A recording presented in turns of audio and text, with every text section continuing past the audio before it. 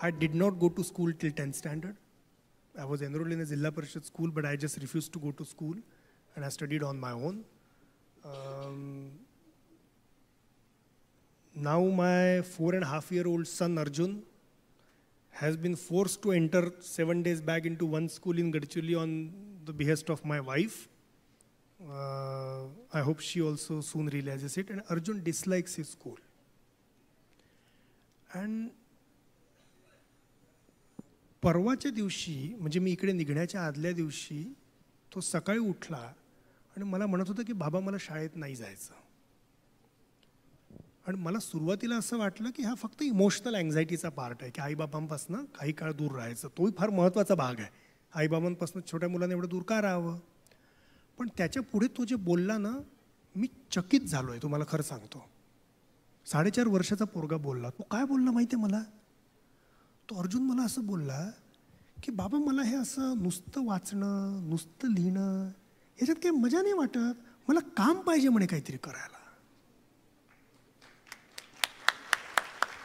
हे 4.5 वर्षाचा पोरगा बोललेला आहे. आणि त्या दिवशी दुपारची गंमत सांगतो. आम्ही आमच्या निर्माणमध्ये फार प्रयत्न करतो की तरुण मुलामुलींमध्ये चांगली पुस्तकं वाचण्याची सवय लागावी.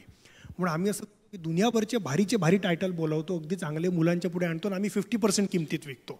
बाकीचे 50% आम्ही डोनेशनमधनं गोळा करतो.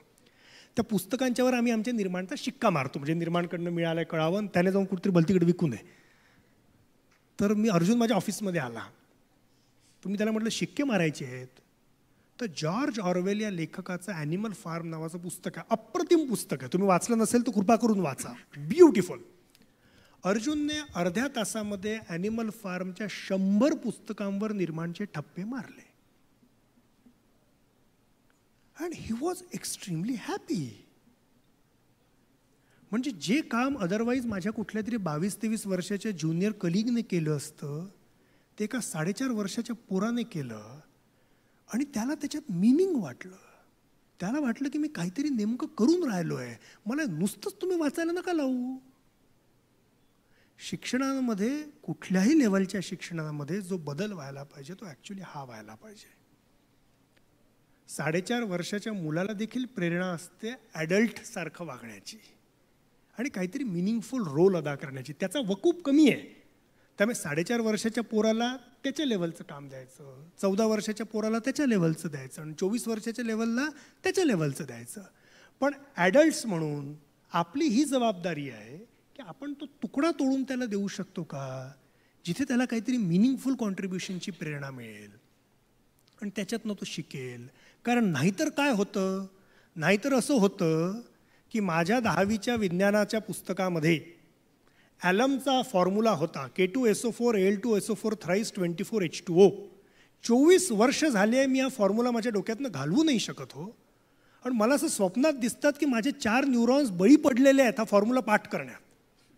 पण मला असं वाटतं की कोणतरी जाब विचारायला पाहिजे सेनापती बापट रोड बसलेल्या बालभारतीच्या लोकांना की तुम्हाला हा कोणी राईट दिला की महाराष्ट्रातल्या 10वी करणाऱ्या 5 लाख विद्यार्थ्यांच्या डोक्यातले 4 न्यूरॉन्स म्हणजे 20 लक्ष न्यूरॉन्स हे तुम्ही K2SO4 Al2SO4 thrice 24 H2O ने भरून टाकाल.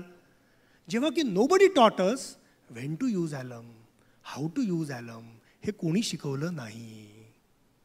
तर 4.5 वर्षाच्या मुलाला जी अक्कल आहे ती एज्युकेशन व्यवस्थेत यावी. एवढी एकच छोटीशी बदल, छोटासा बदल एवढं झालं तर खूप आहे.